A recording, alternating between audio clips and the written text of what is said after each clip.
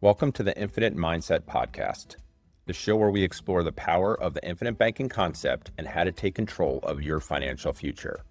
I'm your host, Andy, along with Scott and frequent guest Jared. We're here to help you think bigger, build smarter, and create freedom on your own terms. Let's get started. Welcome, everyone, to another episode of the Infinite Mindset Podcast. It's myself, Scott, and Jared again. We'll be talking about product versus process. But before we do that, Scott, if you want to give us an update on where you're at in becoming a practitioner. License for test complete.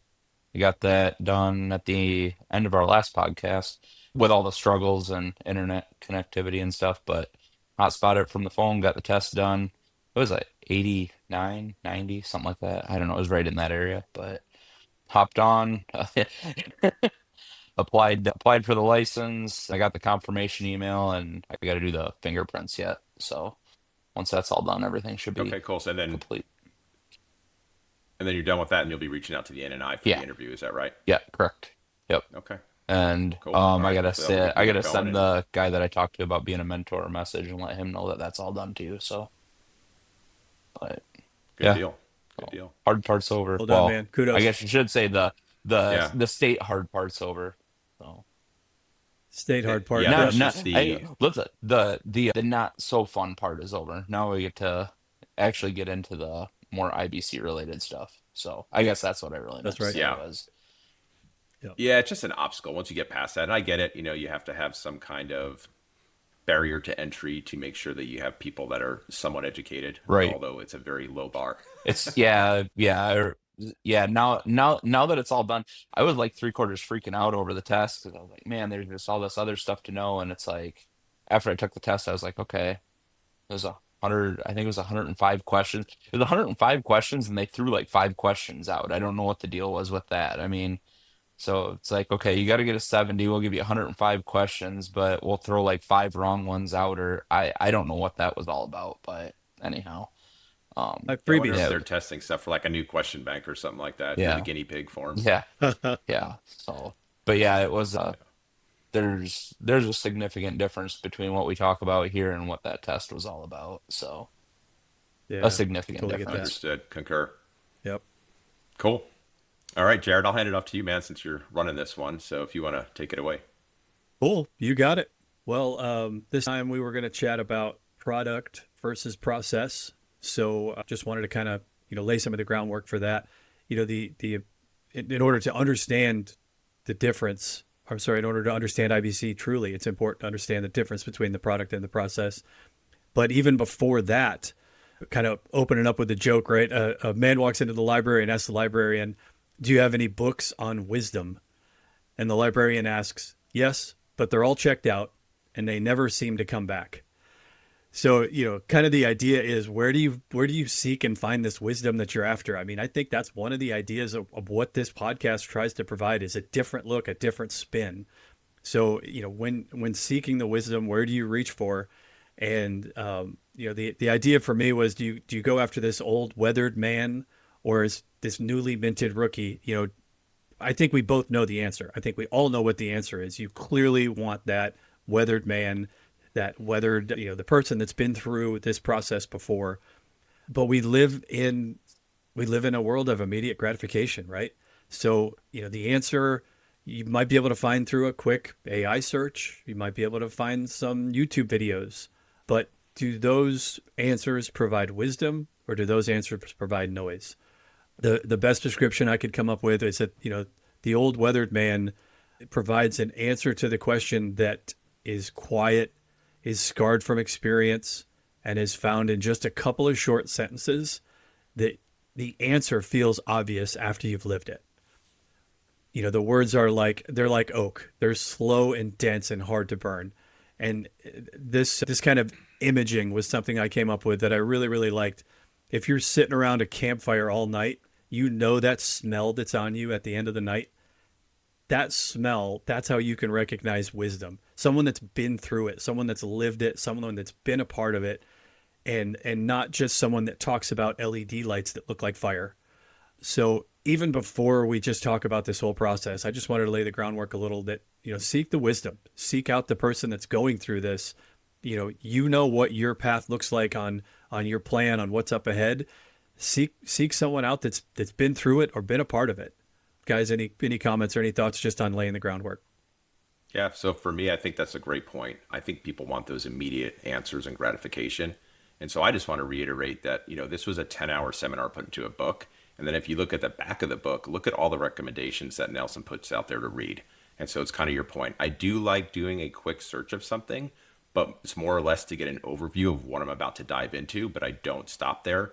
So, if somebody's interested in IBC or they want to know what's going on and they want that quick, AI synopsis for a paragraph, that's not going to give you all the detail, but it's going to be like, okay, what am I about to learn about? You haven't actually learned anything at that point. All you've done is, shine the light on what you're about to actually look into. And the way that I compare this as well is, who's ever out there, think about something that you are an expert in, because all of us are an expert in something, right? Do a Google search or YouTube search on that and then see what comes up. And then you'll probably smile and go, well, what did this actually capture? What's wrong? What's right? What are people missing by doing it this way? And now think about IBC and do the same thing. If you're new to this, or even if you know what's going on, just realize there's a lot more to it than what you're seeing there. So it's really important to go to a trusted source and do that deep dive into it to understand what's going on. Yep, completely agree. So when we think about the difference between the product and the process, let's use an example just to kind of lay the groundwork for that. And in this case, I used a cake, and not just because I'm a foodie or a fat kid at heart, but just because it helps me understand the difference. So let's compare, the product versus process, broken down into 4 different type of aspects for the cake: the what it is, the cost, the improvement, and then the success. So remember, the product is the cake. That's what you get at the end. It's the tangible. It's what you can see. It's measurable. It's the object being created and delivered. Whereas the process is the recipe. It's the how you get there. It's the sequence of actions or the methodology. So, you've got a difference there in the product and the product, just in what is being produced. If you go even further now and you look at, same example for the cake, the product, who pays for it? What's the cost of that? Well, the customer is going to pay for the cake. They're the one that's paying for the final product. But what are some of the items that they don't pay for or that are not included, which is part of the process? Again, the customer is not going to directly pay for the recipe. They don't say, here's a couple of dollars, thanks for providing that recipe. But the final cost of everything that's included in the cake must include, the cost to run the bakery, the cost to buy the materials, the labor to create, and so on. So again, the difference in the cost/value of the difference between product versus process. And then if you're going to improve that product versus improve the process, what does that look like? So innovation is going to be on the product side. It's going to be a better taste than your competitor. It's going to be more options, size, color, customizable. All of that goes into the same idea for the product. But what does it mean if you improve the process? Where it means the bakery is more efficient and the chefs are well informed on how to react to the unexpected. These are just all similar ideas as we break down that product versus process. And then last, the success. What does the success of the product mean? Well, the success of the product means that it meets requirements, it's free from defects, the customer loves it, and they desire to purchase the cake again. Whereas the success of the process means that it's repeatable, consistently, lacking waste, and scalable. So again, we haven't talked even a minute yet about IBC, yet that's a perfect example to try to highlight the difference between process and product in something that's completely unrelated to IBC. Anything to add there, gents, on, pick that apart or what some of the things I might have missed? I think it's a great analogy. There's many ways to make a cake, right? But in the end, it's really the consumer who's going to determine how they want it to taste and look and what the best cake they're going to get for the least amount of money, or the best value is a better way to put that. And so even though there's so many ways to arrive at that end goal, the key is factoring everything in, the total, everything that goes into it, from the recipe all the way to the end, like the success and what the customer actually wants, and using those best methods, tools, and ingredients to beat out the competition. And right. In this case, the competition is what other products are there to actually practice IBC, right? That's right. And so the key is with IBC, whether you decided you want to practice it or you decided you wanted the cake at the end, you see the value in the cake, or you see the value in leveraging an asset to get your final goals. That's the process. The key is, what is the best recipe, ingredients, and all that. or what is the best tool? Is it a whole life policy? We'll get into that just a little bit, or something else to actually leverage to accomplish those goals. So I think it's a great analogy and just another way to look at it. Yeah, spot on. And the wisdom piece that we started off with applies to all of this moving forward. You just said, well, where do you find that option, right? And we all know from our many days and many hours in the cockpit how quick someone can just throw a dart and go, that's crap. That doesn't work. I don't like that. And they're talking about the cake. They know that they can make it better. Well, I challenge you to go do that. Go make it better, because a lot of the guys that are quick to throw darts are not quick to pick up a shovel. So like go make the process yours. Go learn. Go talk to the people that are doing that daily. Yeah, I think that's a great point with this here. We're not going to feed you all the information. We're not going to give you all the information. We're just going to shine that light so you know where to go look. That's right. But it's going to take some work on your part as well. That's right. So all of this from wisdom to the cake example, all of this to lead us into, let's focus now on the IBC side. What does it look like to understand the difference between product versus process? So we kind of switch gears a little bit as it relates to infinite banking concepts. So let's talk specifically product. What is delivered? If we're talking specifically IBC, the product is a properly structured, dividend-paying, whole life policy, preferably with a mutually owned company. It's important that your product is not considered an IUL, a VUL, or any other variable product. We can save this for a whole other discussion on another podcast, but suffice to say that the product is important. And that's right out of Nelson's book that says, here's what the product is, your plain vanilla whole life. Yet, if we compare that to the process of practicing IBC is through a specific and individual conversation with a Nelson Nash Institute practitioner to include a depth of conversation as to what is customizable for you. It's going to look at current finances, what your mindset is even on money and saving, what your future forecast is, what are your needs, or do you have possible windfalls? These are just a couple of items to scratch the surface, again, to shine light on, as Andy had just said, on some items that are likely going to come up that you're going to talk about with a practitioner. The goal there is to make something that is customizable for you so that this recipe fits exactly what your cake needs are. And so if you go even further beyond that in terms of a value and a cost to the customer. So the cost of the product or the whole life policy is going to be that the customer or the client pays premium to an insurance company. And then in return, the customer is going to receive a death benefit. Now, there's a whole slew of other factors that we can get into, from base to PUAs to riders to all these items. Again, we're going to save that for a little bit more detailed version of that, or some that's already been done. But just know that is the base of the product. You are paying a premium to an insurance company for which they provide you a death benefit.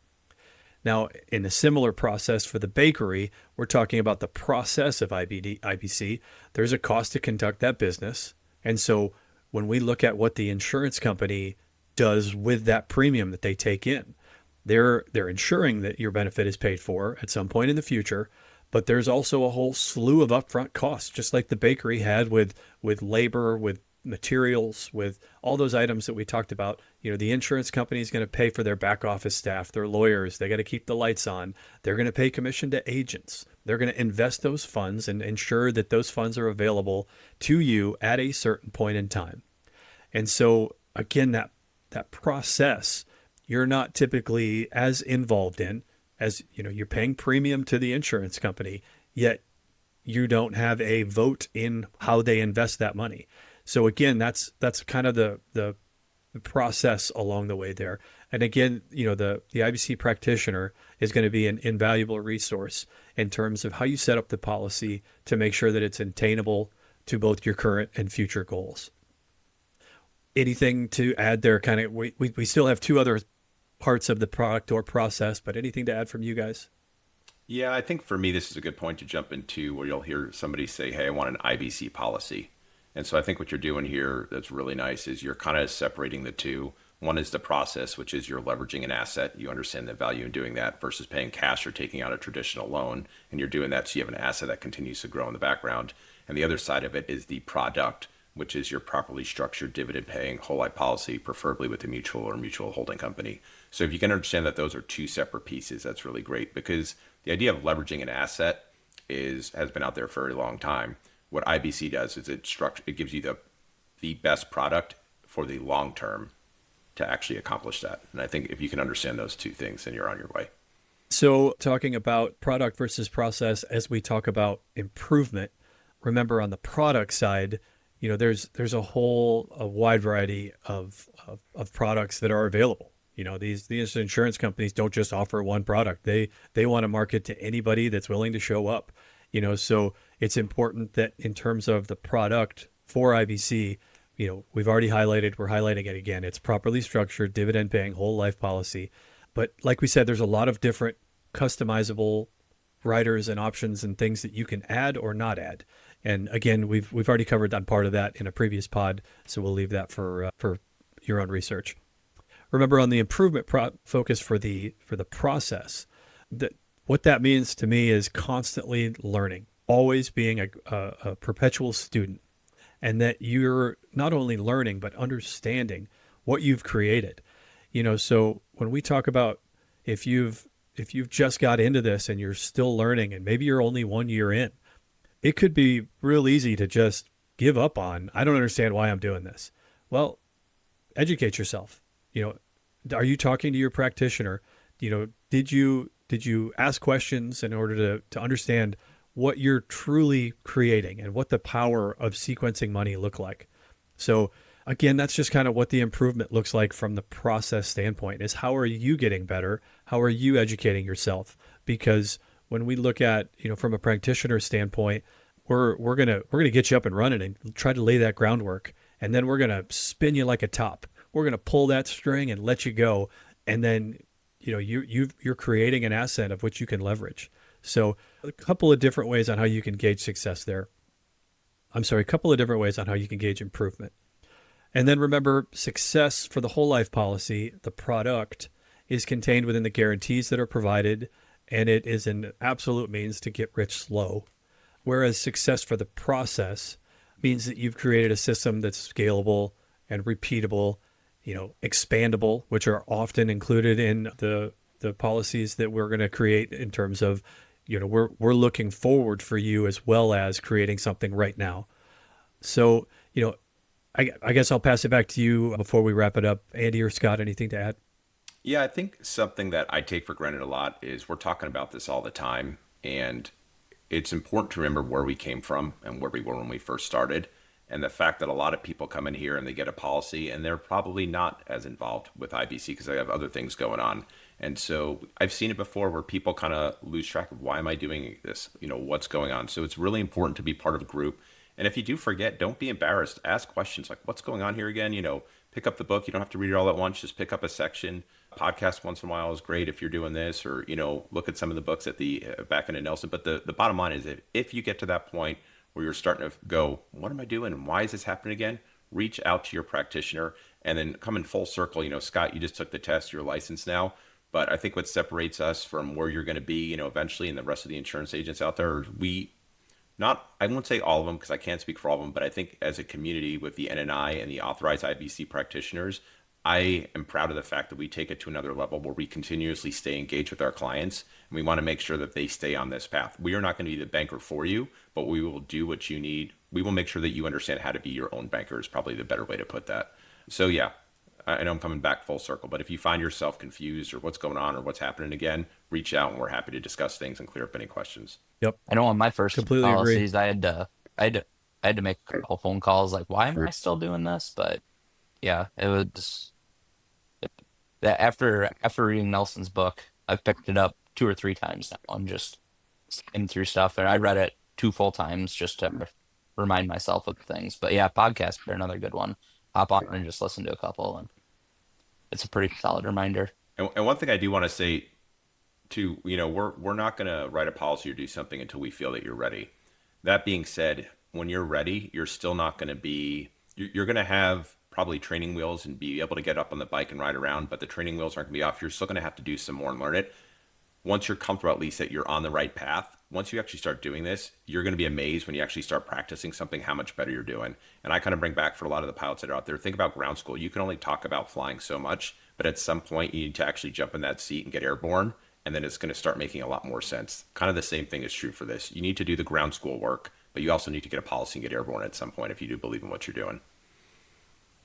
Yeah, spot on. Couldn't agree with that more. Well, I guess to kind of put a bow on it then and wrap us up, we don't really know whether the answers we're seeking in terms of the questions that are asked are wisdom. And you don't really know if it's wisdom until life punches you in the mouth.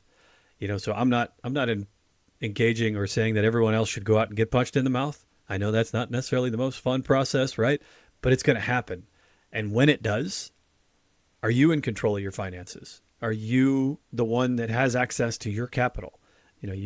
Whether you traded time for money and that's your capital, whether you built businesses, whether it's, some form of income that shows up, like that's your money. Who's in control of it? So do you have access to the capital that's in your ecosystem? And many think, that the only option is indentured servitude to the banking system. And we've got to sift through some of the noise to find the answers. That's going to lead to our own wisdom combined, as a community, as Andy said. I completely agree with that. And Nelson offers that we rethink our thinking, so a better understanding of the process will help you to see the problem. And by seeing the problem, that's going to lead to the application of the wisdom to understand even more so the product. But I think that helps maybe differentiate a little bit better between product and process. Guys?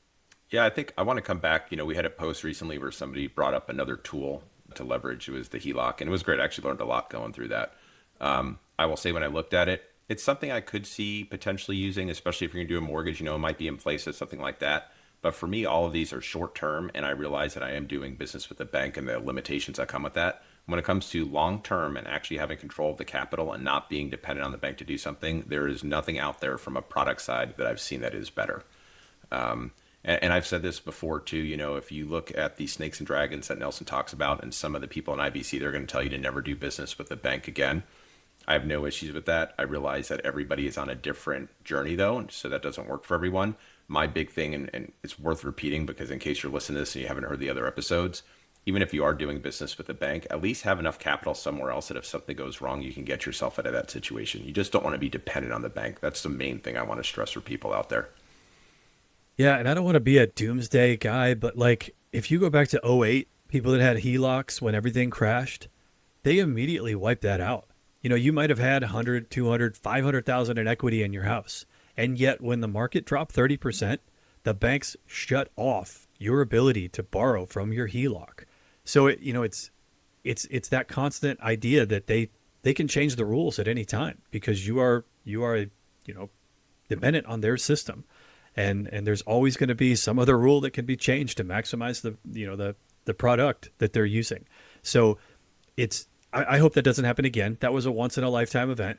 But in that time that somebody else got punched in the face, were they able to control their capital? And the answer was, in that instance, no. So I guess it's just as much learning from the past as it is preparing for the future.